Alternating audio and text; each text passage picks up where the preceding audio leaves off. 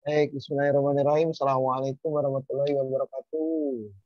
Waalaikumsalam Salam warahmatullahi warahmatullahi wabarakatuh. Sudah pada makan siang? Udah Pak, Udah. barusan Pak. Belum, Pak. Saya juga belum sempat, baru dari sholat langsung open laptop. Baik, teman-teman semua, hari ini sangat menarik ya. Asik nih, karena kita akan membahas lanjutan dari materi yang kemarin ya. Materi yang kemarin itu kita bahas strategi marketing ya. Tapi yang sekarang kita bahas strategi marketing yang step yang kedua tentang kreativitas. Nah, kreativitas di sisi marketing. Nah, sebelum ke masuk materi, saya cuma reminder sama teman-teman ya yang belum gabung sama yang sudah gabung.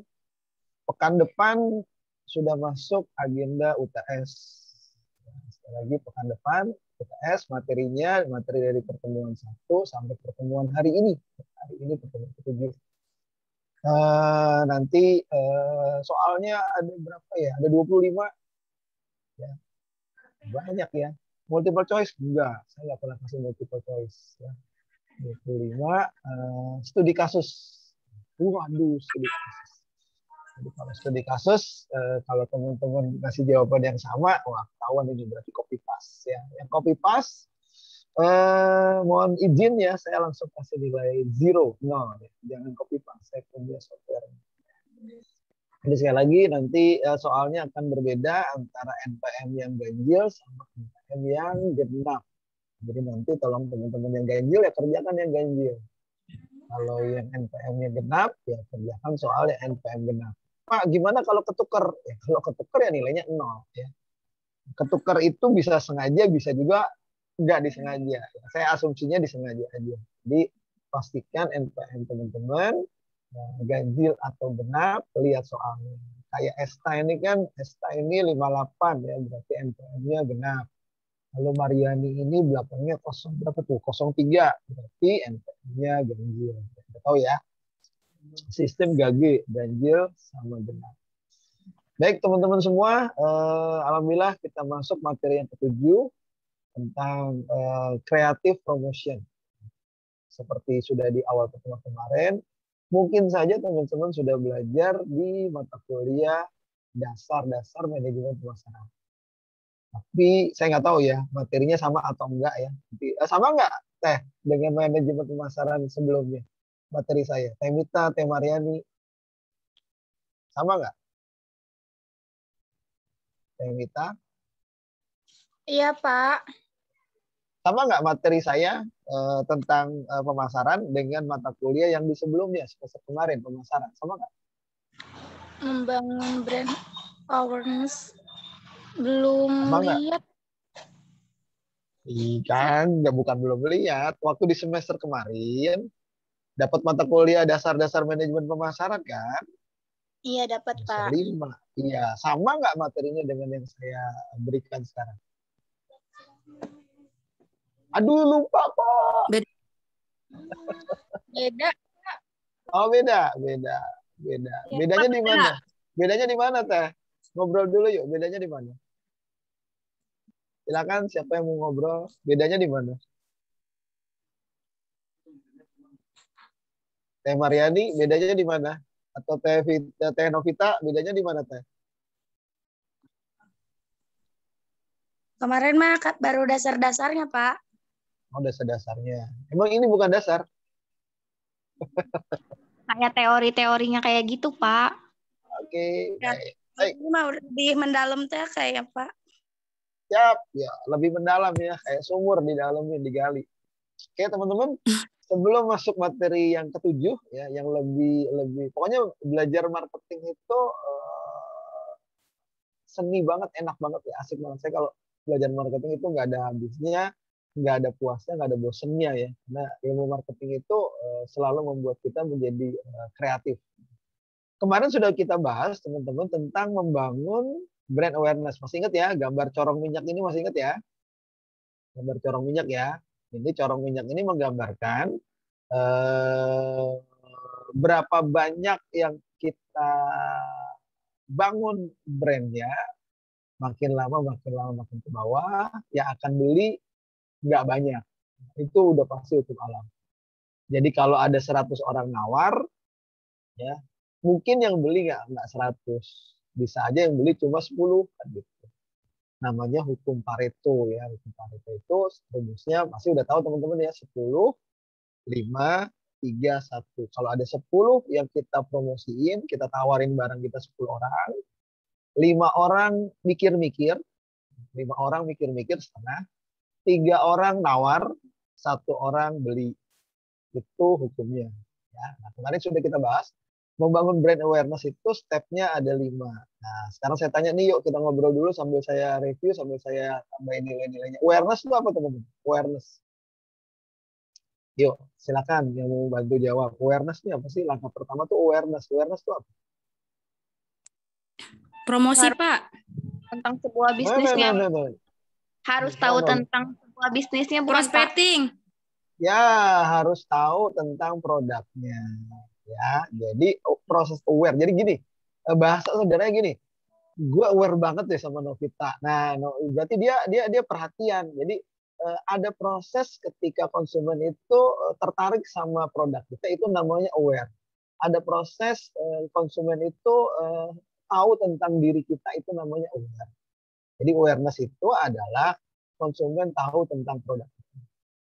Ya, jadi gimana caranya kita jual produk kalau konsumennya nggak tahu? Berarti cara pertama adalah kita harus melakukan awareness. Awareness itu tahapannya kemana? Ada 4 ya, maksudnya ya ada prospecting. Prospecting berarti kita pilih-pilih konsumen, siapa yang mau kita prospek. Ya, masih ingat ya, habis kita pilih-pilih, terus kita penetrasi. Penetrasi itu pendekatan, PDKT. Dari 5 yang kita pilih orangnya, 10 misalkan kita PDKT sama orang tersebut. PDKT bisa ketemuan, ya. Lalu setelah ketemuan baru kita promosikan, kita tawarkan. Lalu sambil kita sebutkan siapa diri kita, atau dibalik, sama aja, personal branding bisa di belakang. Ya. Setelah konsumen tahu, tahap kedua consideration. Ayo, consideration apa coba teh? Akang sama Eteh. Mikir-mikir. Yes, gimana caranya supaya orang-orang terus yang tadinya tahu terus jadi mikir-mikir. Caranya gimana tuh? Caranya gimana? Caranya adalah dengan menunjukkan kualitas produk kita dalam bentuk tester. Ya, jadi konsumen nggak mungkin bisa berpikir untuk beli kalau dia belum merasakan, belum mencoba. Jadi kalau misalkan fashion ya dicobain dulu. Kalau kuliner dicicip dulu, itu namanya tester ya. Ya. Atau ada proses mereka mencoba dulu. Kalau jasa juga begitu ya. Nah, setelah consideration yang berikutnya conversion. Conversion apa teman-teman? Yuk, conversion apa? Memutuskan untuk membeli. Yes, terima kasih. Waduh, ini keren-keren banget nih pelajarannya ya. Seperti namanya ya, mau digini ya. Conversion itu memutuskan mereka untuk beli. Nah, di sini terjadi konversi, penukaran uang sama barang kita. Nah, memutuskan untuk beli. Nah, gimana cara orang supaya bisa beli? Didorong pakai full marketing. Dipaksa untuk beli. Dipaksa itu misalkan cobain dulu deh gratis 1. Nah, gratis 1 baru full. Jadi consideration itu gandengannya sama conversion. Ya, kita kasih gratis terus dia beli. Nah, ini namanya full marketing.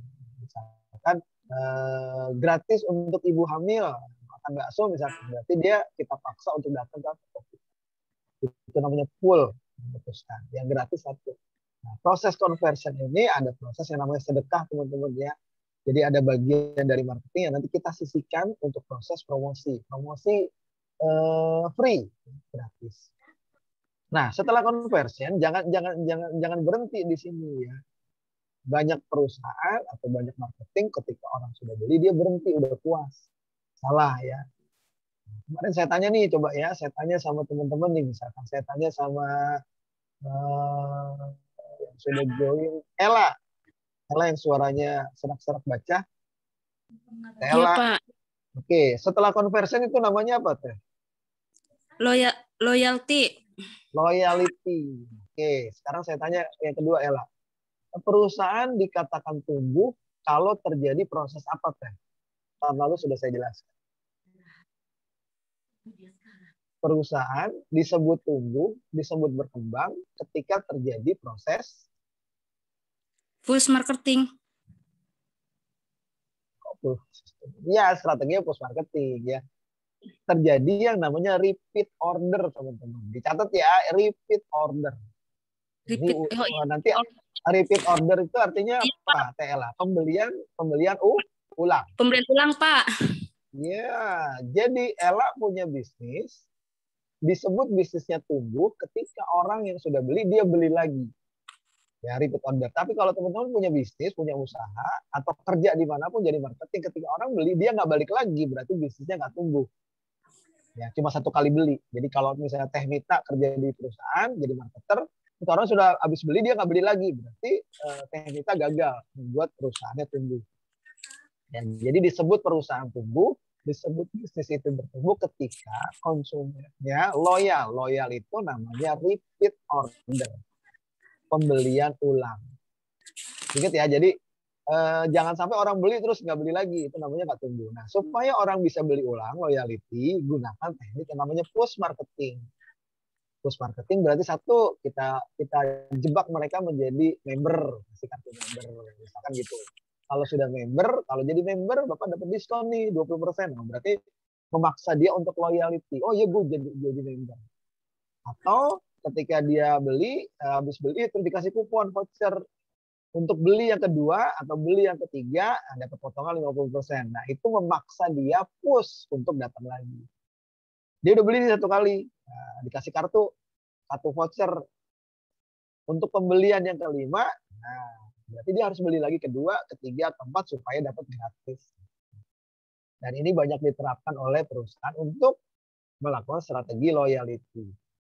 Oke, itu paham ya. Nah, setelah loyalty, berikutnya adalah apa Teh Novita? Berikutnya? Advokasi. Advokasi artinya apa? Teh Novita. Mengajak orang lain untuk membeli. Iya, advokasi itu dia langsung ngomporin orang. Ya, kalau bahasa kita, dia ngomporin orang. Makan di situ enak deh. Nah, itu namanya advokasi. Nah, kalau pelanggan kita sudah advokasi, ngajak orang untuk beli, itu keberhasilan marketing banget ya. Jadi kalau udah sampai di advokasi, marketing itu tinggal duduk manis. Kenapa? Ya, yang jadi marketer bukan kita lagi, tapi orang lain, konsumen yang ngajak orang lain beli. Nah, orang bisa beli lagi, rumusnya kemarin pakai apa? Rumusnya pakai 3R tambah SS. Jadi orang bisa beli lagi, orang bisa mengadvokasi kalau dia punya rating. Ratingnya minta bintang 5. Jadi jangan pelit ya, jangan pelit kalau minta rating. Lalu minta review. Review itu apa namanya? Apa ya? Catatan ya, catatan. Kakak, boleh dong dikasih reviewnya produk kita seperti apa kakak? Gitu. Nah, terus boleh dong kakak direkomendasikan ke teman-temannya. Boleh kakak, kan gitu ya kalau di jualan ya. Lalu share and share. Sampai di sini ada pertanyaan teman-teman? Materi yang kemarin sebelum kita masuk materi yang ketujuh hari ini. Bangga yang mau ditanyakan Mita, Mariani, Danisa, Esta, Asep Saifullah, Adiska, Isbaludin, Fitri, ada pertanyaan? Nggak ada, Pak. Oke, kalau nggak ada, sekarang saya kasih kasus. Nah, ini bocoran kasus. Contoh kasus UTS. Sip. Contoh kasus, perhatikan. Ya, contoh kasus. Ya, misalkan, Bismillah ya, misalkan Teh Anissa, ya, Teh Anissa punya toko. Ya, Teh Anissa, mudah-mudahan Teh Anissa denger nih, punya toko. Amin gitu Teh. Amin ya Allah. Teh Anissa punya toko 2. Teh Anissa punya 2 toko, ya toko A sama toko B. Bisnisnya Teh Anissa adalah fashion misalkan ya. Nah, pada bulan kemarin toko A punyanya Anissa, dua-duanya punya Anissa nih, A dan B. Ya. Pada bulan kemarin tokonya Anissa yang A itu bisa ngedatengin 10 konsumen. Nah, 10 konsumen datang ke tokonya. Sementara toko B punyanya Anissa juga ngedatengin 100 konsumen. Wah, keren kan berarti toko B. Kenapa? Karena toko A cuma bisa ngedatengin 10, sementara toko B bisa ngedatengin 100. Ntar dulu, jangan seneng dulu. Leads conversion itu bagaimana orang datang dulu, belum tentu beli.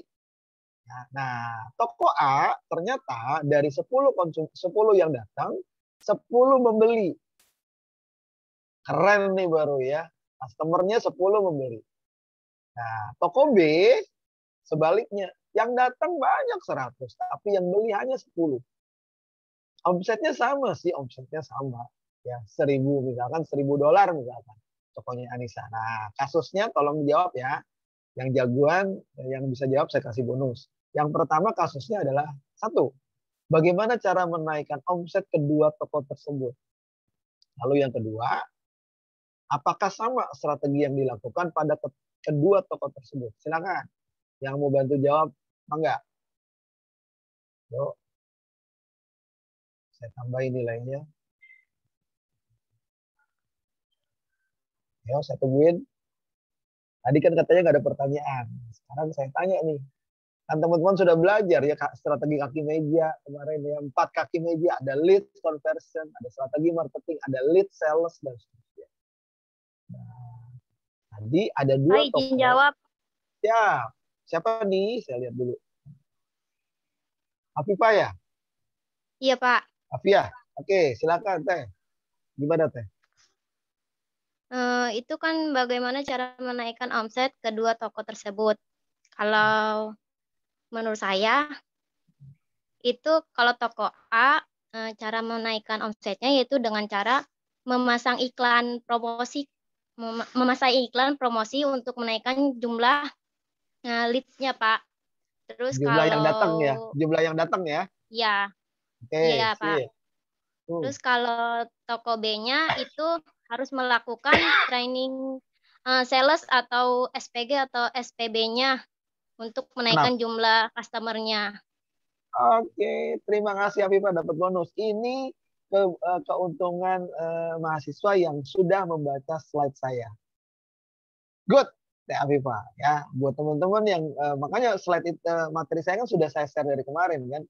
Jadi Teh Afifah berarti memperhatikan materi yang sudah saya share di Google Classroom ya. Makasih Teh Afifah ya, dapat nilai tambahan buat jawabannya sudah ada di slide teman-teman ya. Oke, good ya. Jadi langkah pertama, jangan sampai salah kita menetapkan strategi teman-teman. Jadi kalau teman-teman punya 2 toko, toko pertama bisa mendatangkan 10 orang, toko kedua bisa mendatangkan 100. Ini keren. Berarti kekurangan keberhasilan dari toko A adalah kurang promosinya. Kenapa? Karena yang datang cuma 10. Jadi di sini kelihatan. Yang datang 10, yang beli 10. Dia berhasil sebetulnya di conversion rate-nya. Conversion artinya bisa mengkonversi yang tadinya orang datang, dia jadi beli. It's good. Berarti ini keberhasilan di SPG-nya. Ya, SPG yang jagain toko, nah, ini bisa meyakinkan konsumen 10 datang, 10 beli. Sementara toko yang B, dari 100 yang datang, ternyata yang beli cuma 10. Conversion rate-nya 10%. Berarti di sini ada kegagalan. Kegagalannya di mana? Kegagalan di SPG.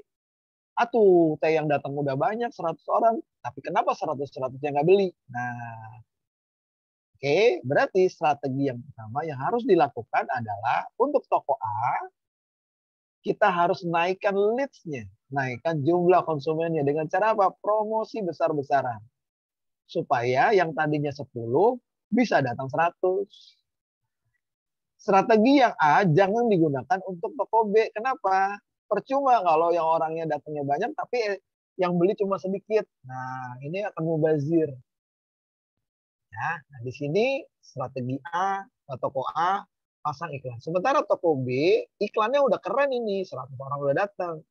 Nah, berarti yang salah di mana? Yang salah adalah di pelatihan SPG-nya. Nah, training sales-nya. Bagaimana orang-orang yang ada di toko itu mampu menjual. Menaikkan jumlah buyer-nya yang beli. Ya, jadi di sini sudah terlihat. Ya. Nah, kalau yang toko A butuh budget besar, kenapa? Karena harus iklan. Dia pasang spanduk, dia iklan di TV, dia bagi-bagi brosur, toko A. Toko B tanpa budget. Nggak perlu biaya, kenapa? Karena cukup training sales. Yang ngasih training siapa? Yang punya toko biasanya. Ya, sampai di sini ada pertanyaan teman-teman untuk kasus ini. Kalau nanti UTS saya bikin contoh kasus yang lain, mudah-mudahan bisa jawab. Ada pertanyaan teman-teman untuk kasus ini? Jadi sekali lagi, jangan salah memilih strategi ya, perhatikan. Jadi leads itu adalah konsumen yang datang. Konsumen yang datang. Ini berhasil nih, keren. Kalau misalkan yang B kita pasang iklan promosi besar-besaran, yang datang jadi 1000, itu keren. Tapi yang beli tetap 10. Kan salah berarti.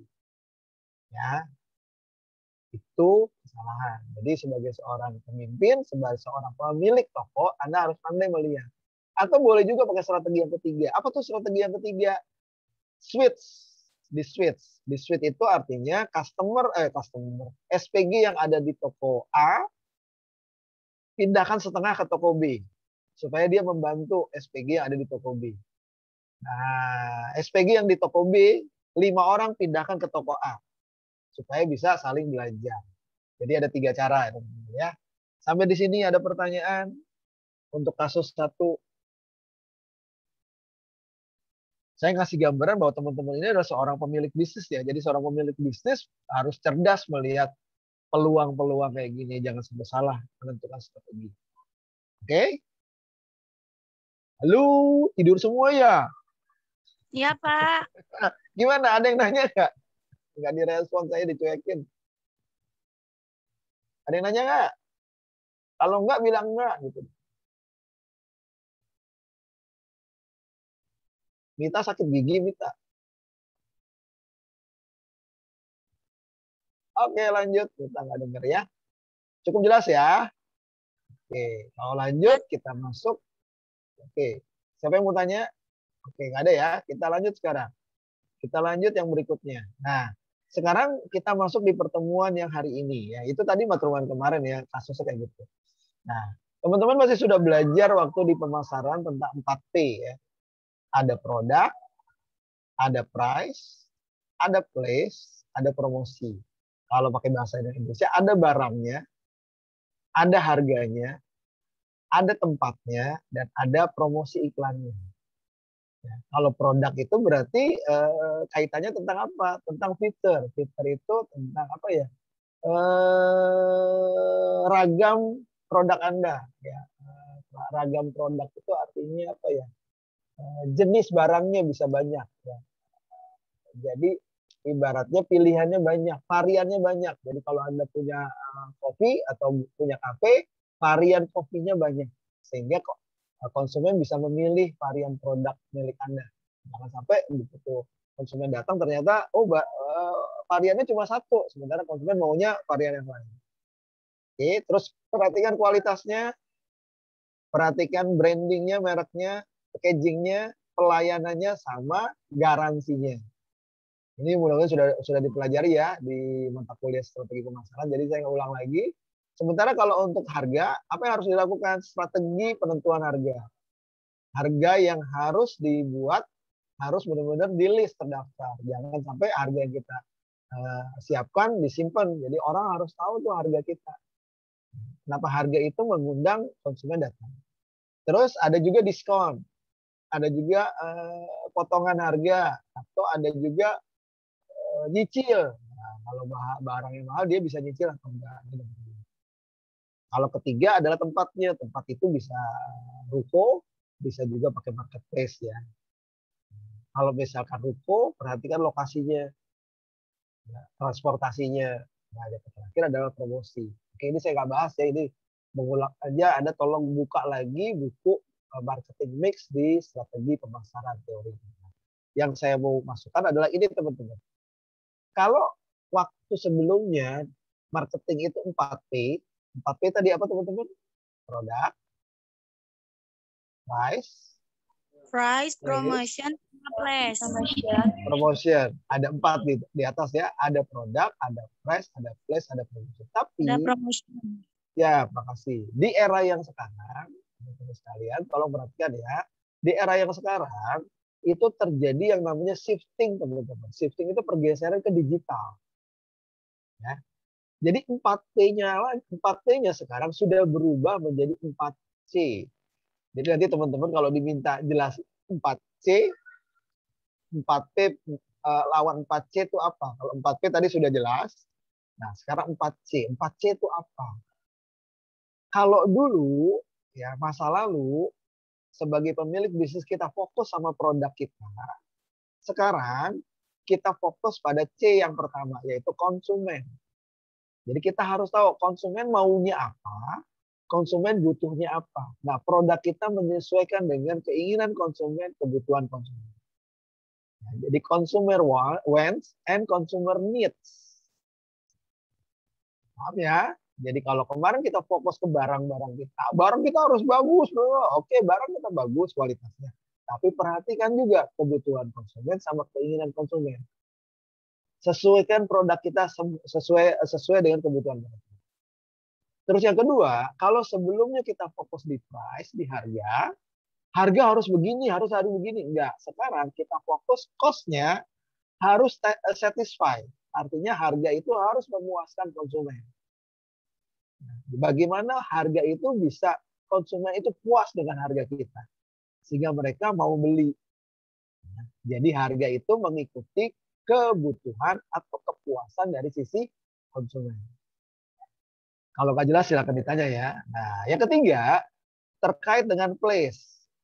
Place sekarang berhubungan dengan convenient. Convenient itu apa, Pak? Convenient itu kenyamanan.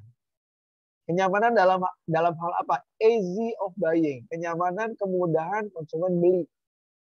Makanya sekarang ruko ditinggalkan. Mereka pakai digital, online. Kenapa? Mudah belinya. Tidak harus keluar rumah, tinggal pencet, barangnya dapat nih. Easy of buying, kenyamanan. Dan yang terakhir, promotionnya sekarang fokusnya pada komunikasi. Terjadi proses dua arah. Give and take. Ya. Bagaimana kita bisa memberikan solusi, bagaimana kita bisa menjawab solusi dari si konsumen. Sampai di sini ada pertanyaan teman-teman.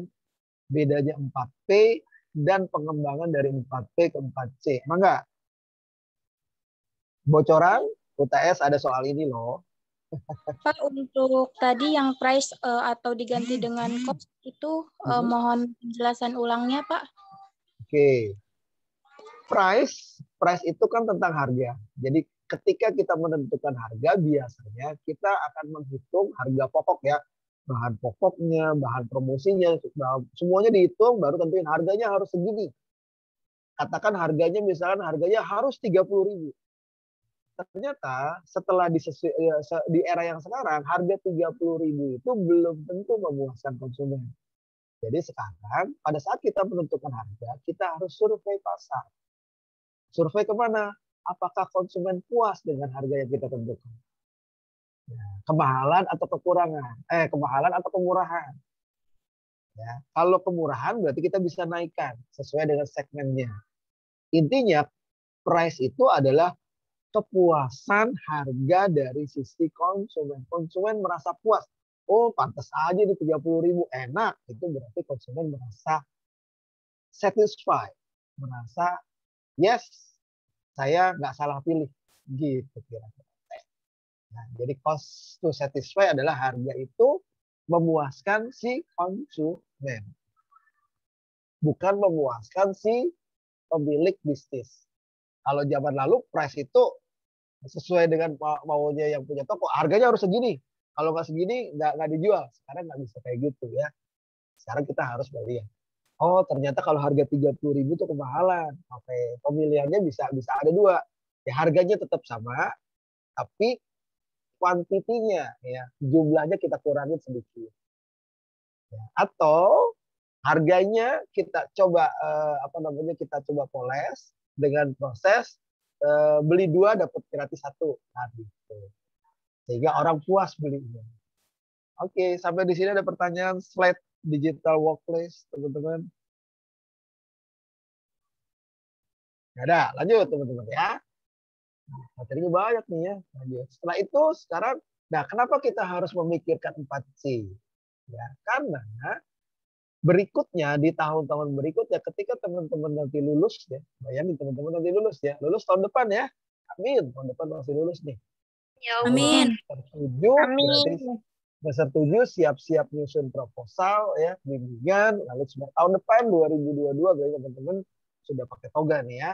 Nah, pertanyaannya begitu pakai toga lulus, ngapain tuh nganggur kan gitu. Orang kakak kelasnya aja masih banyak yang nganggur kan gitu. Nah, ketika kita punya bisnis, kita punya bisnis itu ada pilihan. Pilihan ketika kita nganggur, kita boleh kerja, cari kerja, tetap cari kerja, tapi sambil nyari kerja, kita coba jalanin bisnis lah. Siapa tahu kita bisa balikin uang dari orang tua kan gitu. Jangan sampai nganggurnya kelamaan. Nungguin 1 bulan nganggur, 2 bulan nganggur, 3 bulan nganggur, 1 tahun masih nganggur. Sambil nunggu Anda nyari kerja, yo belajar bisnis. Saya akan bantu ya. Nah, lanjut ke sini ya teman-teman. Nah, ketika kita punya bisnis kita itu jangan cuma pedagang kaki lima nih kayak gini. Nah, bisnis kita harus naik kelas. Nah, supaya naik kelas, kita punya teori atau kita harus menyiapkan yang namanya 5W 1H teman-teman. Yang 5W 1H ketika kita ingin menggunakan media sosial kita untuk naik kelas. Jadi kalau teman cuma jualannya kaki lima seperti ini, dorong sana, dorong sini, ngarepin orang beli, enggak. Sekarang kita harus memanfaatkan media sosial. Jadi nggak perlu pakai ruko, nggak perlu kita dorong gerobak sana, gerobak sini, tapi kita menawarkan produk kita lewat media sosial. Dan strateginya gimana? 5W 1H. Yang pertama adalah what? Produknya apa? Ya, produknya apa? Beda produk, beda media sosial. Nanti kita bahas ya di marketing, digital marketing. Jadi produknya kuliner atau produknya fashion atau produknya jasa. Anda harus tahu. Kenapa? Karena media sosial yang nanti teman-teman gunakan harus sesuai dengan who-nya. Nah, kalau produknya apa, who-nya itu konsumen yang beli siapa. Seperti waktu teman-teman kemarin bikin BMC ya. Siapa yang mau kita tolong? Pembelinya siapa? Nah, gitu. Siapa yang nanti jadi follower kita? Terus setelah what sama who, yang berikutnya adalah where. Kita nargetin mereka itu cuma di Lebak doang, atau di Jawa Barat, atau se-Indonesia, atau ke luar negeri. Nah, jadi Anda harus punya mindset yang luas. Jangan cuma jualan di Lebak. Kalau produk Anda bisa menyasar keluar Lebak, nah pilih negara tujuan Anda, pilih kota tujuan Anda. Segmentasinya kebuka. Ya, segmentasinya harus dibuka. 5W. Terus, ya, setelah sudah negara mana tujuannya, terus which, kita milih. Kita mau pakai channelnya apa, pengiriman barangnya pakai apa. Ya, kita kerjasama kolaborasi. Pakai apa? Tiki, JNE. Nah, kita kerjasama sama mereka. Ada proses kerjasama. Nanti kita pelajari di pertemuan habis UTS ya. Mau jalur laut, jalur udara, atau courier service, pakai Gojek, dan seterusnya. Nah, ini which. Setelah itu, W berikutnya, perhatikan waktu pengirimannya. Harus on time. Kalau Anda janji same day, ya harus same day. Kalau janji 2 hari, ya harus janji 2 hari. Dan yang berikutnya adalah H. How much? Berapa banyak target Anda untuk dalam 1 bulan? 1 periode. Sampai di sini ada pertanyaan teman-teman. Kita mulai mengerucut ya. Bisnis Anda kan nanti berkelompok nih. Nanti habis UTS kita akan belajar digital marketing. Bisnis Anda yang berkelompok itu harus punya IG, harus punya FB, sehingga saya bisa pantau ya. Produknya nggak ada nggak masalah, kita buat FB-nya dulu, kita buat IG-nya dulu ya. Nanti kan the power of pepet. Begitu Anda lulus dari nganggur, pasti kepepet tuh. Mau nggak mau bisnisnya dijalanin, saya bantuin.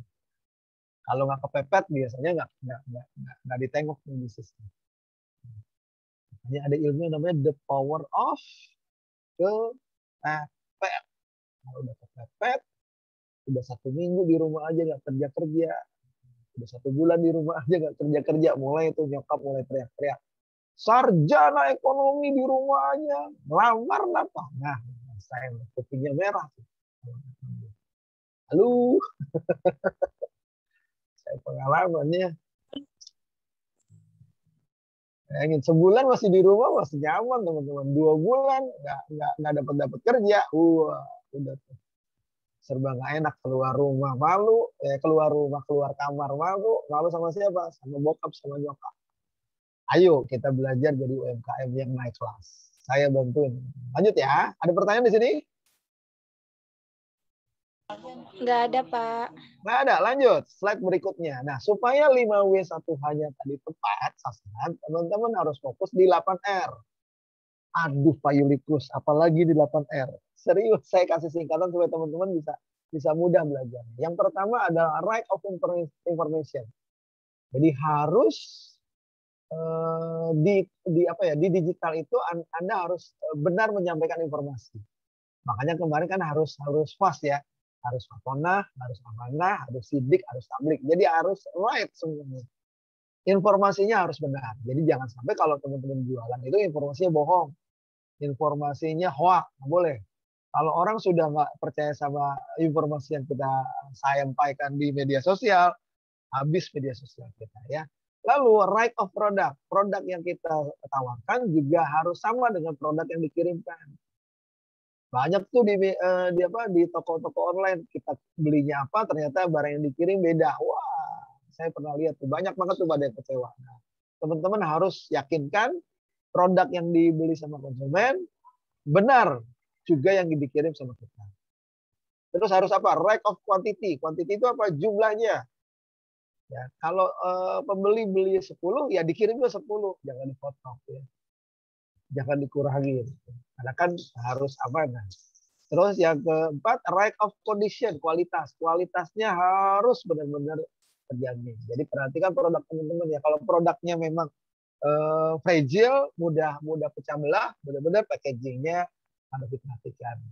Ya, jadi jangan sampai teman-teman kalau produknya fragile, teman-teman malu minta ongkos packagingnya. Jadi, kalau memang harus ada tambahan ongkos packagingnya, pakai kotak-kotak itu pakai kayu ya, minta sama konsumennya disebutkan harga di luar proses package. Nah, kalau mau pakai proses package, harganya ditambah sekian untuk menjamin kualitas barang kita diterimanya sampai. Bagaimana kalau kuliner? Nah, pastikan barang yang dikirim juga same day supaya nggak basi. Banyak program kalau food itu yang frozen, nah, ini juga pastikan ya. Terus right of place, pastikan pengirimannya alamatnya tepat. Misalnya rumahnya nomor 11, jangan dikirim ke nomor 10. Nanti masyarakat Indonesia nomor 10 merasa nggak terima barang, tapi ditanya barangnya udah dibeli, udah dibayar belum? Udah, akhirnya diambil juga tuh. Orang Indonesia suka begitu sih, ambil kesempatan ya. Dia nggak merasa bayar, tapi begitu ditanya udah dibayar belum? Udah Pak, udah juga tuh. Lalu right of time, tepat waktu. Right of customer, customernya pastikan benar nggak yang beli dengan yang kita kirim. Dan yang terakhir adalah right of price, harganya juga harus benar, jangan sampai salah. Jadi paham ya, 8R mudah kok ini ya. Lanjut berikutnya. Nah, sekarang saya kasih pertanyaan nih teman-teman. Ini nggak ada di slide ya, sengaja supaya teman-teman fokus ya. Ini kasus ya, kasus di UTS lagi nih. Sekarang saya tanya sama teman-teman semua nih yang hadir di kelas saya. Berburu di hutan itu sulit nggak teman-teman? Misalnya kita berburu kijang di hutan.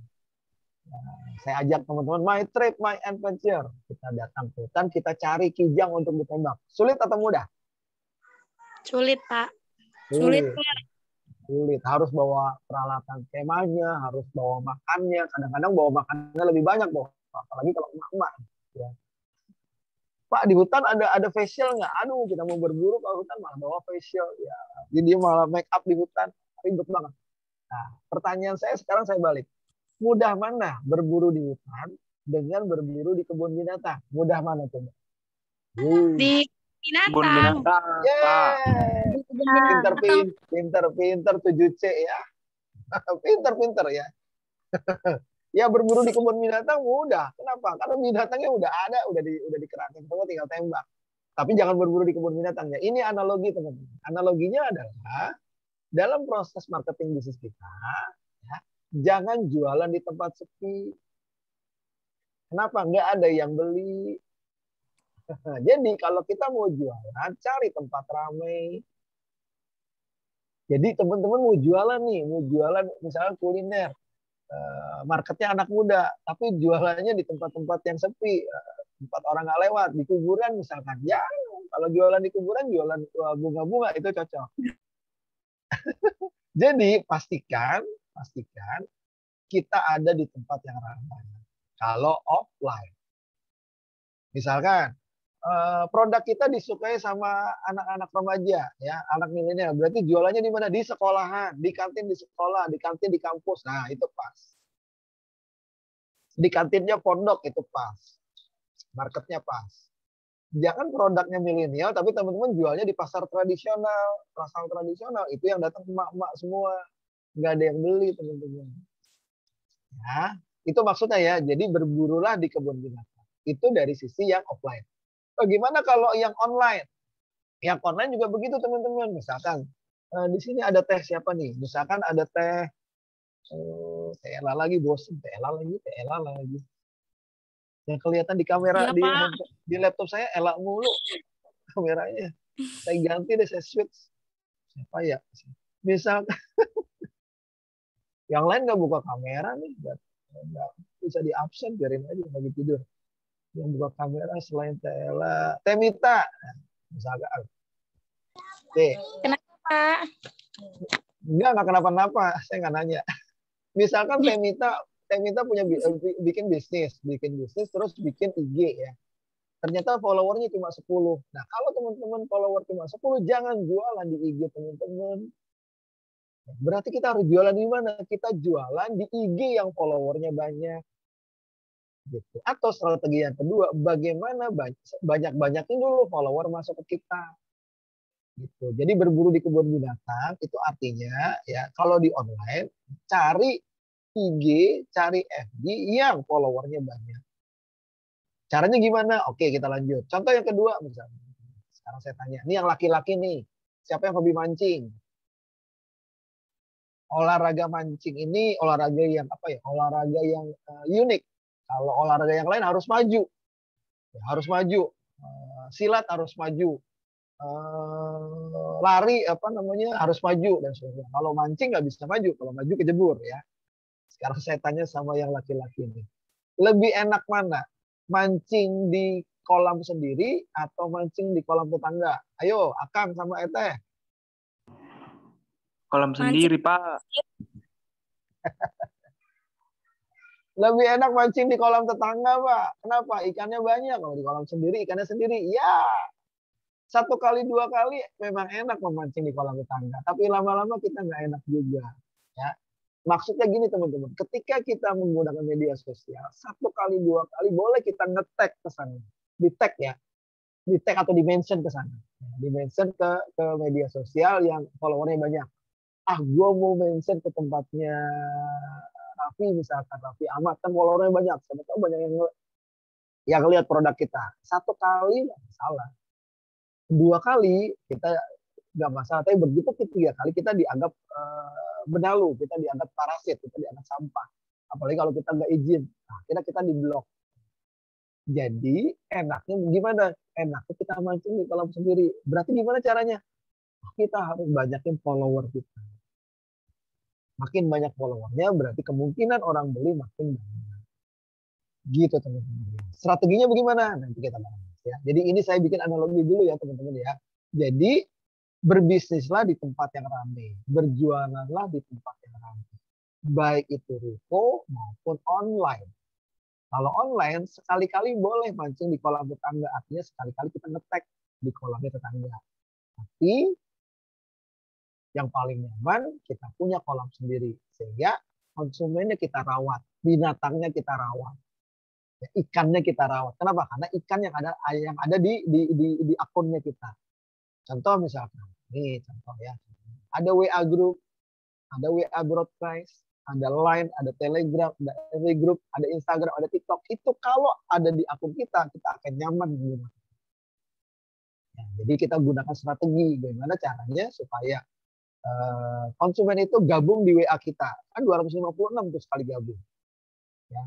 Gabung di Telegram itu bisa 1.000 orang tuh. Ya. Gabung di FB group bisa 5.000. Gabung di Instagram tak terhingga dan seterusnya. Ya. Nah, contoh lainnya misalkan. Nah, terus gimana supaya mereka bisa bergabung? Nah, makanya produk teman-teman harus punya 4 strategi.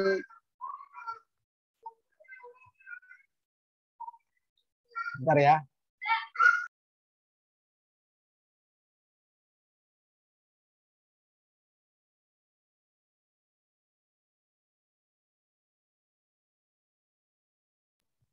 Aduh, di rumah saya lagi banyak ponakan. Oke, lanjut ya, teman-teman semua. Nah, gimana caranya supaya supaya kita punya follower banyak? Caranya ada yang pertama yaitu how to define your personal product. Bagaimana kita mendefinisikan produk kita di Instagram, di media sosial. Pertama, harus punya diferensiasi. Diferensiasi itu apa sih? Harus punya perbedaan produk IG kita sama IG yang lain. Harus punya perbedaan. Sehingga orang mau viral gabung ke kita. Terus kita harus punya positioning. Positioning itu artinya kita harus punya sasaran yang tepat. Kita mau di positioning mana nih? Anak-anak remaja, gendernya laki-laki, perempuan, atau semuanya. Ya, gendernya misalkan untuk yang Hasanah Islam atau seluruhnya. Ini harus kita pilih. Nah, dari diferensiasi tadi dan positioning, akhirnya kita punya yang namanya community. Komunitas. Itu strateginya teman-teman. Ya. Jadi tentukan diferensiasi IG kita, media sosial kita, produk kita, lalu pilih positioning kita. Siapa yang menjadi target kita? Contoh misalnya. Ya. Jadi ketika kita sudah punya kebun binatang, ketika kita sudah punya kolam ikan, kan enak tuh kita brand awareness-nya. Kenapa? Karena mereka dengan sendirinya tahu untuk produk kita. Mereka dengan sendirinya mikir-mikir untuk beli. Mereka dengan sendirinya punya experience buyer untuk beli. Lalu mereka dengan sendirinya mau beli lagi. Dan mereka dengan sendirinya mau mengajak orang lain dengan 3RS.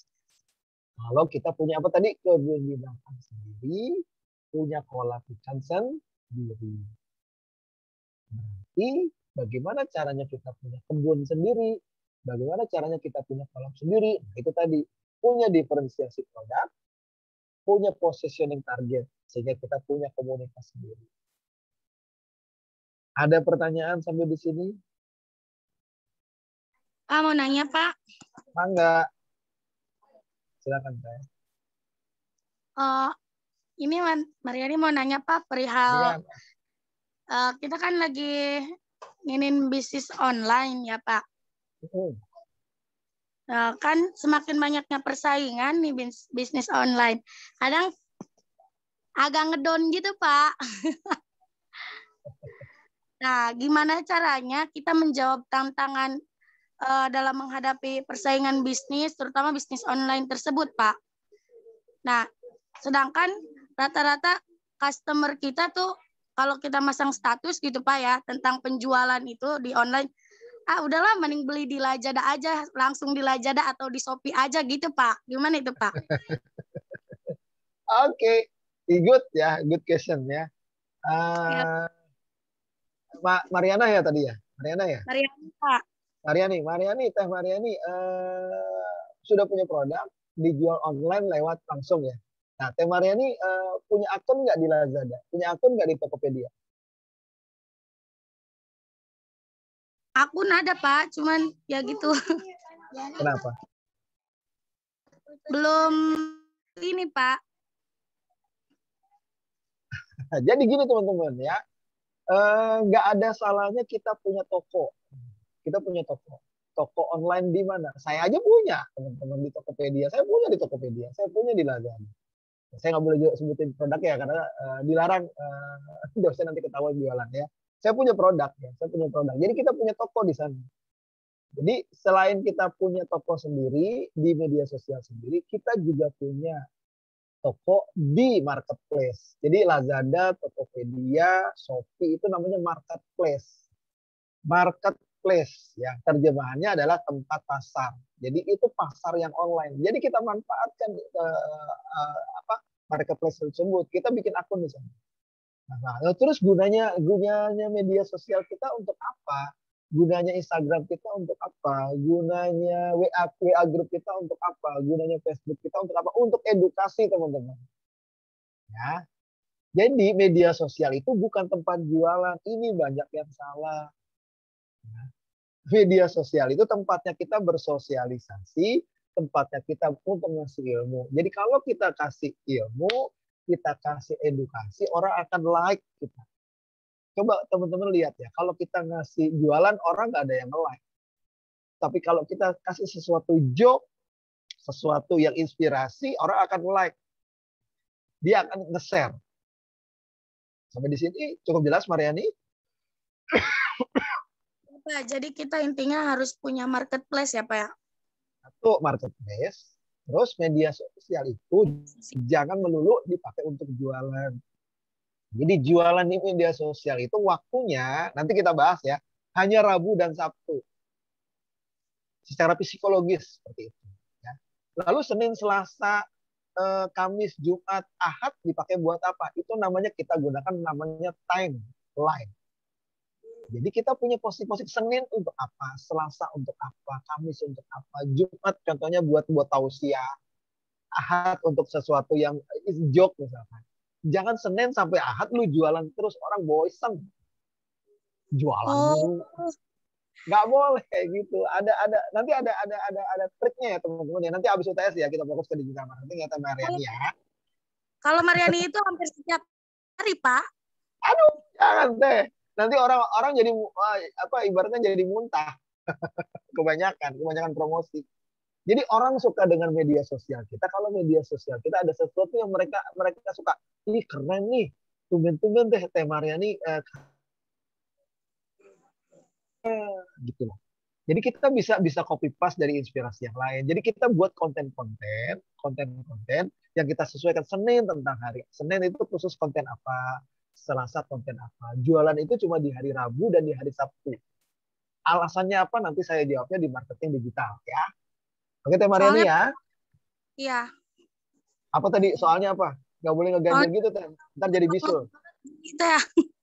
Kenapa Teh? Kalau nggak ngupload jualan gatel pengen ngupload Pak. Jangan ya. Coba gini Teh.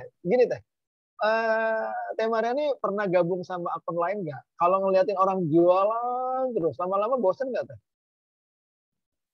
Iya isi sih. itu jualan mulu, nggak gitu. Jadi kita harus tricky, Teh Mariani sama teman-temannya. Kita harus tricky menggunakan media sosial itu cerdas. Jadi kapan kita harus care sama mereka, kapan kita harus ngejok sama mereka. Jadi itu kan kolamnya kita. Jadi kita piara, jangan sampai kolam kita mereka live semua. Hati-hati Teh, kalau udah punya akun terus orang live semua, itu bumerang buat kita. Aduh, kenapa pada live semua? Jadi kita harus memelihara ikan kita harus memelihara binatang-binatang kita dengan cara apa? Kita kasih umpan. Umpannya apa? Sesuatu yang mereka suka. Jangan sekarang ya Teh, nanti ilmunya nanti saya kasihnya habis UTS. Oke lanjut ya. Ya, lanjut. Makin penasaran kan Teh? Ya. Makasih ya Pak. Sama-sama. Yang lainnya makin penasaran. Ilmu marketing digital itu nanti kayak gimana sih ya nanti kita bahas saya. Saya ngasih dasarnya dulu nih. Oke lanjut teman-teman. Nah, ketika kita punya digital marketing, jangan lupa. Nah ini tadi jawaban tadi ya. Jawaban tadi sama Teh Mariani tadi ya. Jadi ketika kita punya media sosial, perhatikan value dari netizen segmen kita. Ada 3 teman-teman. Fans equity namanya. Lihat kemampuan teman-teman kita untuk membeli produk. Pada waktu kita share, mereka beli ya. Jangan-jangan kita share, mereka cuma lihat doang. Di sini berarti kita punya tanda tanya. Jangan-jangan ini yang gabung di follower gue ini orang-orang nggak mampu semua. Nah, itu jadi pertanyaan. Jadi teman-teman harus lihat daya beli dari follower kita. Itu harus pakai strategi. Nanti kita bahas ya. Ini teori dulu. Yang kedua, kita harus perhatikan social funds kita. Kemampuan teman-teman kita memviralkan yang kita posting atau menjawab yang kita posting. Ini penting. Contoh teman-teman, saya lagi baper nih. Media sosial 8 sama 0, Instagram itu ada 3.500 followernya banyak. Facebooknya ada 5.000 lebih. Tapi ketika ada postingan, nggak ada yang komen, nggak ada yang nge-share. Berarti mereka sebetulnya mahasiswa kita nggak cinta sama kampusnya. Harusnya share dong. Nah, ini saya lagi rencana saya ini yang follow akunnya media sosial saya ini saya keluarin semua nih kalau nggak ada yang ngeviralin nggak pernah mau nge-share cuma nge-like kasih kata top deh atau apa kek ya, gue adminnya 8 sama 0 sempet gergetan semua. Mariani kalau nge-share sesuatu terus nggak ada yang komen bete nggak Mar? Bete Pak. Betul. Jadi biasakan kalau kita merasa seperti itu, kalau ada orang share kita juga kasih komen. Keren, oi. makasih ya. Kan gitu.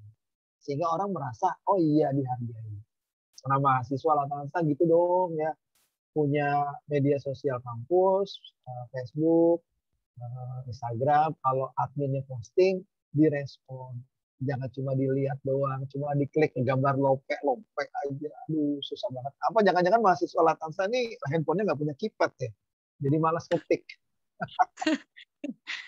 Aduh. Terus mau memviralkan, jadi dia mau nge-share. Nah, ini juga harus kita perhatikan. Kok postingan gue nggak ada yang nge-share ya? Nah, kan gitu ya. Jadi pertama kita pelajari fan equity, kemampuan teman-teman untuk membeli, terus social fans ya. Mereka mau nggak memviralkan, mau nggak membuat dialog. Dan yang ketiga adalah OW equity. OW equity itu ada seberapa besar kontribusi kita sebagai admin mau membantu lawan bisnisnya. Jadi kalau ada yang nge-tag di kita repost. Kita harus repost. Kita itu nanti membantu teman-teman bisnis kita untuk jualan di tempat akun kita. Sehingga ketika kita nge-tag ke tempat orang lain, media sosial lain, dia juga akan bantu kita untuk repost. Mariani paham ya? Jadi kalau ada orang nge-tag ke akunnya Mariani, ya kita repost, kita bantuin dia. Nah, sehingga ketika kita nge-tag balik ke tempat akunnya dia, kita juga di-repost. Jadi sama-sama saling membantu untuk posting. Begitu. Bisnis itu harus saling bantu. Sampai di sini ada pertanyaan teman-teman? Ini saya bocorin sedikit ya, strategi marketing digital. Ya. Ada fan equity, ya, ada social fans, lalu ada OW equity. Fan equity adalah kemampuan teman-teman kita yang ada di grup kita beli atau enggak, itu kita lihat. Terus social fans, mereka mau nggak memviralkan, mau nggak dia nge-share lagi. Kalau dia mau nge-share lagi berarti it's good. Berarti mereka benar-benar teman kita, benar-benar follower kita. Sama, seberapa besar kita juga harus bantu orang lain yang nge-tag di akun kita untuk kita repost. Lanjut teman-teman. Nah, sekarang kita masuk nih. 6 strategi jitu supaya orang antri di tempat kita. Wih, keren. Yang pertama, kita harus memahami atau kita harus pandai menentukan calon customer kita. Makanya pemilik bisnis itu harus pinter-pinter pilih-pilih orang. Kita cari nih. Nanti kita bahas ya. Yang kedua, kita harus mencari nilai. Nilai bukan nilai jual itu bukan harga ya. Profit value dari bisnis kita. Sehingga customer itu merasa butuh sama bisnis kita. Kita harus cari nih value-nya. Yang ketiga, menentukan saat yang tepat untuk menjual. Nah, tadi Mariani ya. Jadi saat yang tepat untuk posting jualan itu kapan? Jadi ada momennya. Di tanggal tua, tanggal 20, tanggal 15, Teh Mariani posting orang jualan, orang males teh. Gue udah gak punya duit, bete banget ngeliat postingan jualan di tanggal 15, tanggal 20. Jadi kita perlu strategi, ini contohnya. Terus mengidentifikasi di mana calon customer kita biasa berkumpul. Ada di mana dia mainnya. Kalau di pasar, ada di mana dia nongkrongnya. Anak-anak muda. Kalau di media sosial, ada di mana mereka bergabung. Nah, kita identifikasi. Terus, pelajari cara komunikasi kepada calon customer. Supaya apa? Mereka mau repeat order. Mereka mau beli lagi. Dan yang terakhir, pelajari bagaimana cara menjual yang tepat produk kita sehingga omset kita naik. 6 strategi ya. 6 ilmu itu jangan sampai lupa. Lanjut teman-teman semua. Berikutnya adalah apa nih? Nah, nih salah satu kebun binatang yang saya punya. Aduh, kebun binatang bukan ya, mahasiswa bukan kebun binatang ya. Salah satu kolam ikan yang sudah ada nih. Teh Mariani pakai ini nggak? Posting di sini nggak Teh? Iya Teh Mariani. Di Facebook Pak. Di Facebooknya Latansa. Enggak Pak. Aduh, di Instagramnya Latansa. Enggak. Nah, teman-teman, Latansa punya aplikasi sementara di Instagram sama Facebook namanya Lapak Kampus. Setiap Rabu Sabtu silakan teman-teman jualan di sana. Boleh. Jualan apa aja boleh. Jualan resell juga boleh. Pak, boleh nggak posting jualan orang tuanya? Boleh. Pak, posting jualan tetangga saya boleh nggak? Boleh. Silakan. Tuh. Artinya kan itu udah punya lapak. sekarang saya lagi siapkan aplikasi khusus lapak kampus. Jadi kalau teman-teman yang UKM supaya supaya punya pilihan lain selain Tokopedia, selain Lazada, punya juga lapak kampus aplikasi. Step by step lagi saya urus ya. Kalau ini keren, kalau ini jadi asik tuh teman-teman ya. Jadi punya aplikasi sendiri, punya mahasiswa. Jadi produk-produknya mahasiswa ada di situ semua. Itu saya selalu bikin komunitas ya. Ayo Teh Mariani, akang-akang teh yang lain yang punya produk, ayo posting di Instagram, posting di Facebooknya Lakansa. Bantuin mereka, siapa tahu ada yang tertarik tuh ya. Kan kita punya market sendiri, kita punya lapak sendiri. Ayo, oke. Gratis kok, nggak bayar ya. Oke, lanjut teman-teman semua. Nah, sekarang kita masuk materi yang terakhir teman-teman, namanya marketing communication. Oh, yang kedua ya, belum yang terakhir. Yang kedua, marketing communication. Rumusnya begini teman-teman. Rumusnya semakin banyak orang berpartisipasi, berarti makin banyak pendapatan. Nah, partisipasi itu sama dengan pendapatan. Follower itu sama dengan pendapatan. Jadi rumusnya gini, kita menciptakan peluang, kita bisa dipercaya, lalu kita menyampaikan pada target yang tepat dengan jumlah yang banyak, itu berarti kemungkinan orang belinya akan sangat tinggi.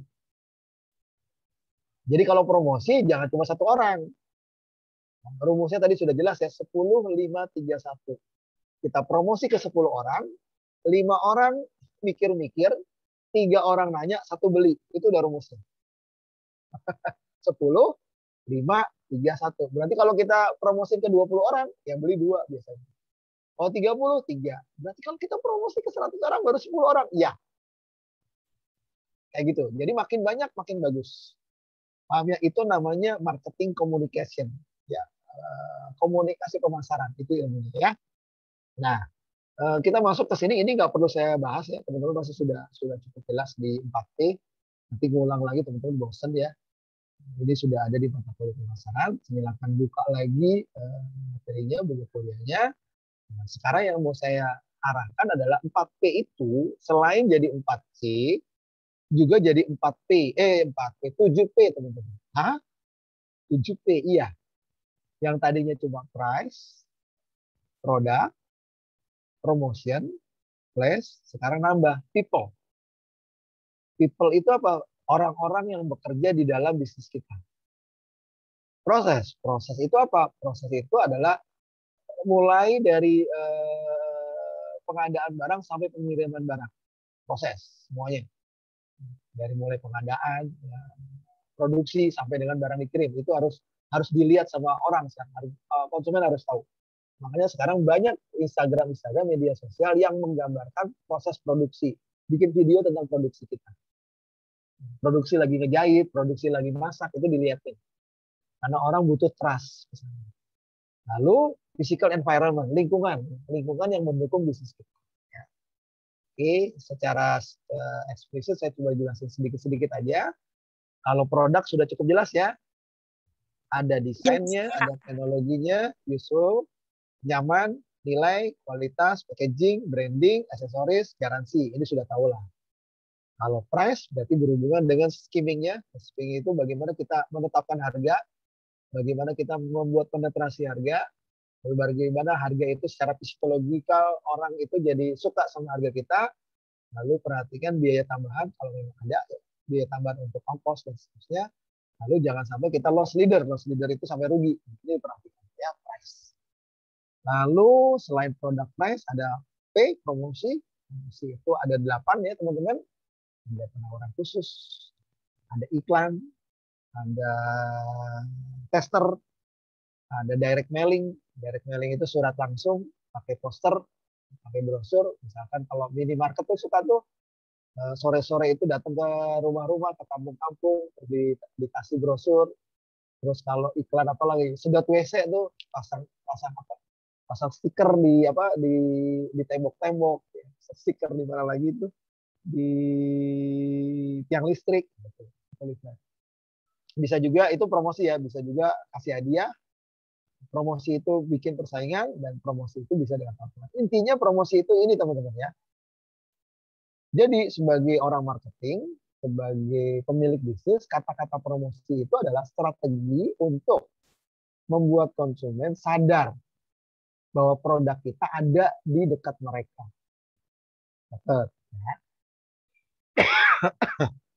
Jadi promosi itu adalah strategi untuk membuat konsumen sadar bahwa produk kita itu ada di dekat mereka. Ya, jasa kita itu ada dekat mereka. Makanya sering kita bagi-bagi brosur. Jadi promosi itu nggak sekedar promosi. Tadi saya sebutkan ya, sering begitu kita buka pintu itu di tiang listrik lagi kita jalan tuh ada tulisan sedot WC. Ya, itu menyatakan bahwa sedot WC itu ada dekat sama kita. Siapa tahu kita butuh sedot WC, kita kontak dia. Kayak gitu ya. Spanduk kampus ya. Ada di kampung-kampung menunjukkan bahwa kampus itu dekat sama mereka. Itu promosi ya. Lanjut proses penjualan teman-teman. Nah, ini jangan sampai kebalik nih. Proses penjualan ya. Proses penjualan itu siklusnya ada 6 ya. Jadi kalau orang jualan itu sekali lagi ya, harus sabar. Saya sering sebutan sama teman-teman, marketing itu bukan seperti makan cabai ya. Makan cabai itu digigit langsung pedes. Marketing itu butuh proses. Sekarang kita tawarin, belum tentu sekarang beli. Bisa jadi besok pagi, bisa di minggu depan, bisa jadi bulan depan, atau bisa jadi tahun depan.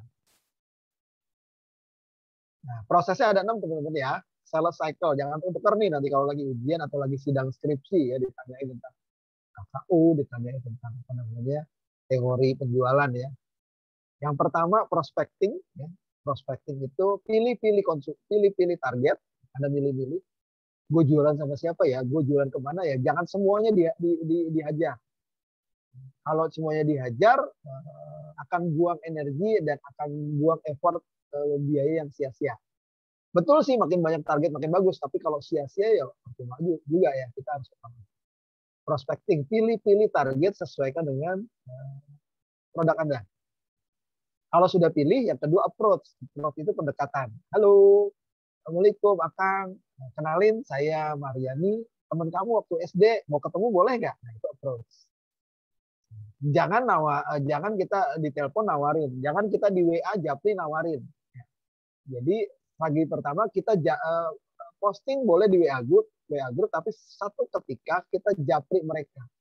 Japri satu persatu secara selektif. Untuk menanyakan say hello. Assalamualaikum, apa kabar? Kakak sehat? Gitu. Kapan ada waktu saya mau ketemu, boleh? Nah, gitu. Mau ngobrol aja, itu namanya approach. Ya. Setelah sudah approach, baru kita create the need. Begitu ketemu, kita bangun, kita cari tahu kebutuhan mereka. Fact finding. Mereka punya masalah apa ya? Kita tanya. Di rumah udah punya kosmetik belum? Atau sepatunya ada berapa? Nah, kita harus cari tahu di sana.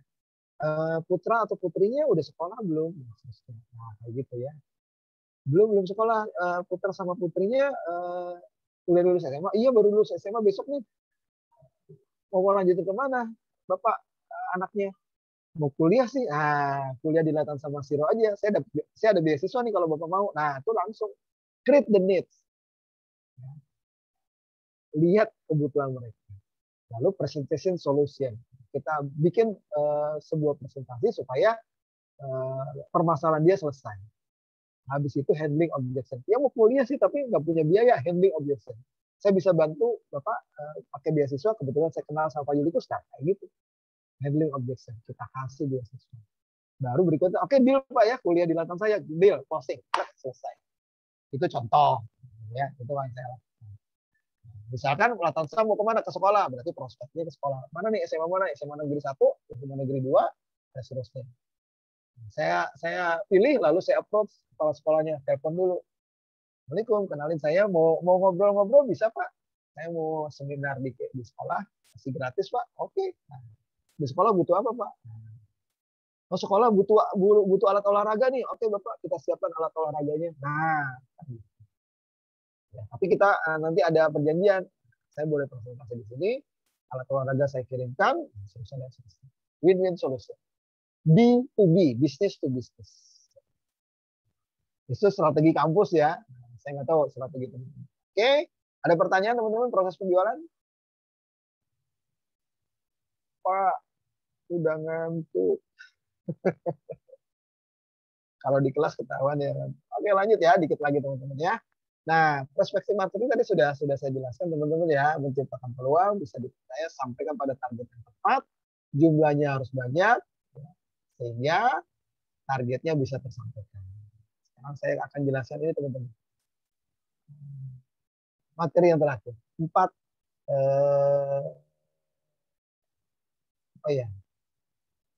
ada 4 aspek penting dalam marketing atau sell menjual. Yang pertama, mohon maaf ya pakai bahasa Inggris supaya teman-teman terbiasa ya.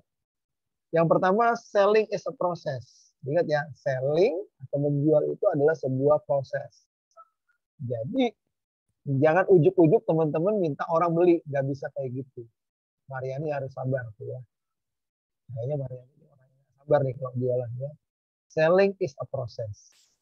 Terus yang kedua, selling is a number game. Selling itu seperti permainan angka. Kayak gimana Pak maksudnya? Nanti saya jelasin. Permainan angka itu makin banyak kita tawarkan, makin banyak orang akan tahu produk itu. Itu aja ya, makin banyak. Yang ketiga, selling is all about having a good interpersonal communication and relationship. Jadi menjual itu adalah tentang teknik berhubungan komunikasi. Bagaimana kita bisa berkomunikasi dengan baik, bagaimana kita bisa membangun silaturahmi dengan baik, itu adalah proses yang namanya selling. Kalau teman-teman nggak bisa membangun itu, ya sulit untuk menawarkan produk yang dibeli. Dan yang keempat, selling is all about discipline. Selling itu tentang disiplin. Baru 1 kali ditolak udah nyerah, berarti itu nggak disiplin. 2 kali ditolak sudah nyerah, bisa. Nggak boleh gitu ya. Bisnis itu harus disiplin. Nah, saya jelaskan satu-satu. Selling is a process maksudnya kalau kita menjalankan rangkaiannya dengan benar, 6 tahap tadi ya. Prospecting, approach, ya, dan seterusnya sampai dengan closing, maka Anda punya kesempatan besar untuk menjual dengan lebih baik. Harus sesuai dengan prosedur tadi ya. Jangan lompat-lompat ya. Lalu yang kedua, selling is number game. Lebih banyak prospek, lebih banyak target, berarti lebih besar kesempatan Anda untuk menyampaikan produk. Lebih banyak pelanggan yang Anda temui, berarti lebih besar peluang Anda untuk dikenal.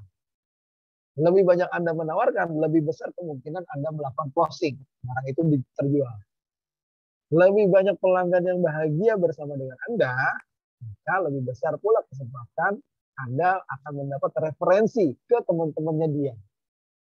Ya, untuk beli lagi dan dikenalkan makin banyak. Jadi intinya adalah semakin banyak, semakin baik. Yang ketiga tadi, selling is all about having a good interpersonal communication and relationship. Jadi kayak di perusahaan asuransi teman-teman ya. Jadi orang membeli asuransi itu pertama karena lembaganya, di produk juga begitu ya. 20% karena perusahaannya, karena barangnya 20%, karena marketernya 60%. Masih ingat kemarin teman-teman ada 3 branding ya.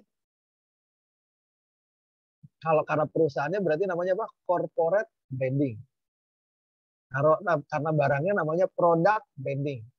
Kalau karena orangnya namanya personal branding. Jadi orang beli lebih banyak karena personality branding.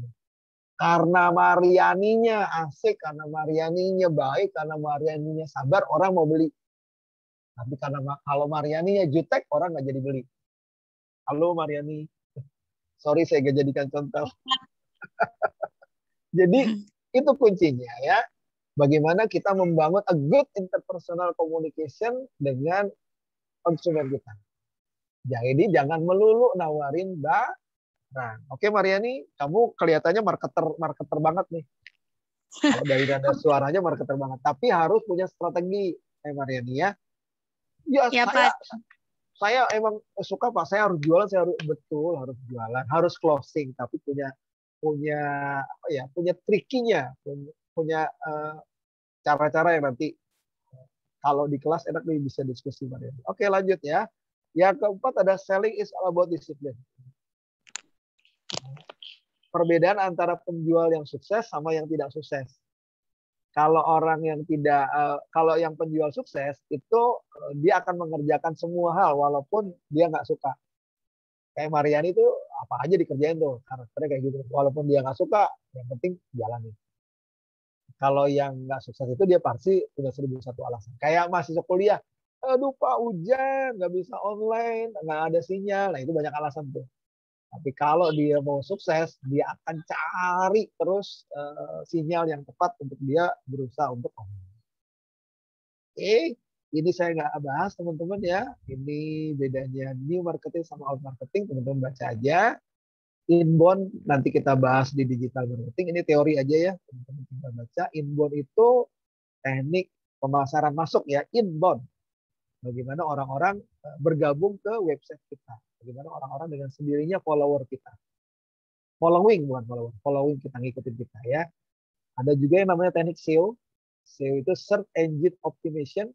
Sehingga kalau orang ngetik di Google tentang mahasiswi paling cantik di Lebak, yang muncul pasti Mariani. Nah itu berarti keberhasilan Mariani membuat personal branding. Mahasiswa terpandai di Lebak, yang muncul nama si siapa gitu, si Gilang misalnya. Itu berarti selalu ada di atas. Teman-teman kalau ngetik di Google kan ada satu produk yang selalu ada di atas. Itu namanya pakai SEO. Pemilihan keywordnya harus tepat dan seterusnya. Nanti kita bahas ini ya di digital ya. Terus search engine marketing, pencarian dengan strategi marketing ya. Ini juga nanti kita bahas, nggak sekarang. Jadi iklan di Google itu bagus ya, Facebook Ads dan sebagainya. Jadi jangan cuma gratisan, kadang-kadang kita harus beli. Oke, ini place tadi sudah kita bahas ya, tempat. Terus people itu berarti karyawan kita yang harus kita perhatikan, manajemen kita, kebudayaan itu apa kemarin ya, corporate value dan customer service pelayanan. Dan yang berikutnya proses, bagaimana kita melayani pelanggan, dan terakhir physical evidence ya. Bagaimana apa ya karakter penjual, kenyamanan barang kita bisa diterima oleh si konsumen, termasuk fasilitas konsumen. Oke, itu dari saya. Sebelum saya tutup, ada waktu 10 menit. Kalau teman-teman mau nanya, silakan. Saya tunggu 10 menit. Kalau nggak ada yang nanya, no problem. Berarti sudah jelas semua. Silakan teman-teman.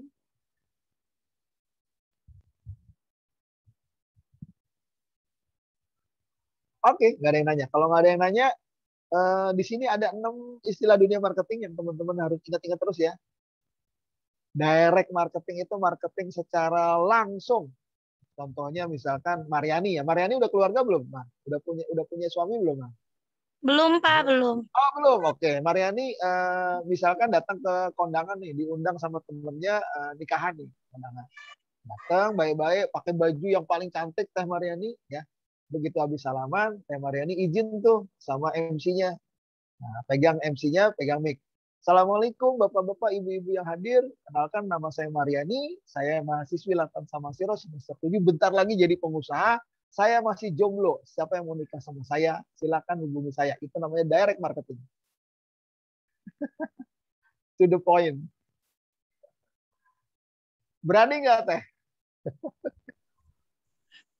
Aduh, kalau promosi tentang jualan berani, Pak. Kalau Itu contohnya ya. Ya jualan kayak gitu ya, direct marketing. Kan ketika kita belum ketemu jodoh, kalau dalam bahasa marketing berarti kita salah melakukan strategi marketing ya. Berarti jangan bicara marketing kalau lu masih jomblo kan gitu ya.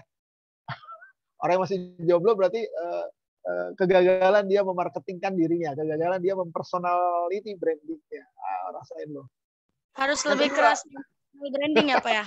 Iya betul. Yang kedua branding positioning. Branding positioning itu dengan secara halus teman-teman mempositioningkan kira-kira itu cocok nggak buat jodoh saya ya. Kalau cocok baru dideketin tuh. Nah itu namanya branding. Kita memilih-milih gitu. Ya, kita memposisikan diri kita. Kalau telemarketing berarti kita kirim surat atau kita jarak jauh. Nah, dari 1, 2, 3 biasanya ada customer feedback. Customer feedback itu apa ya? Feedback itu hasilnya. Bisa positif, bisa negatif. Contoh misalnya gini, Teh Mariani ngelihat ada cowok nih, ada cowok, cowok keren nih. Kayaknya dari sisi branding position cocok nih, langsung Teh Mariani deketin tuh. Assalamualaikum Bang, kenalin nama saya Mariani, saya kayaknya suka sama abang deh. Nah, jawabannya ada dua, bisa diterima, bisa juga langsung ditolak, atau ditempeleng sama pacarnya yang ada di sebelahnya. Nah, ternyata cowok itu lagi bawa pacar. Itu namanya customer feedback. Jadi sebagai pembisnis, teman-teman harus siap menerima yang paling pahit ya, ditolak.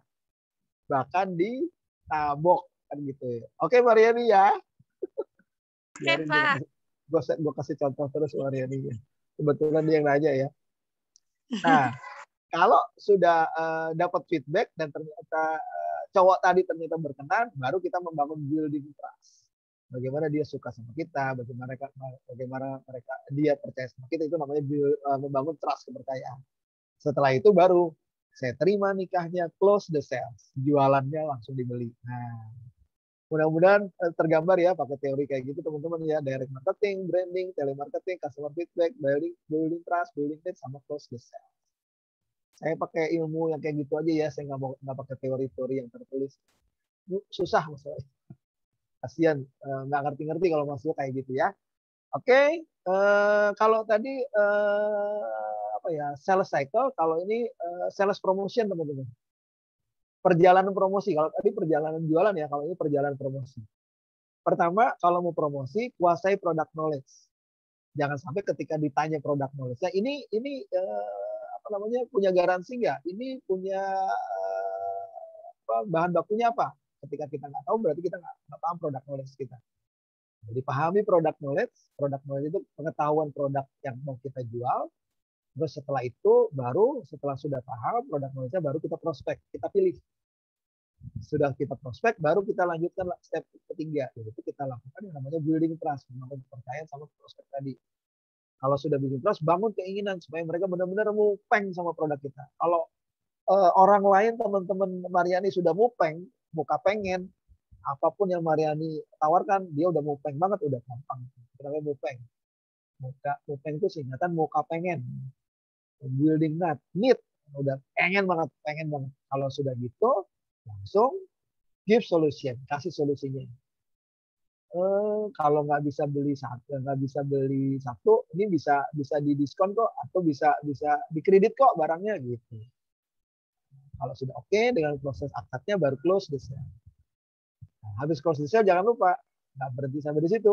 Bagaimana following through? Minta 3R SS. Minta ratingnya, minta reviewnya, minta rekomendasinya.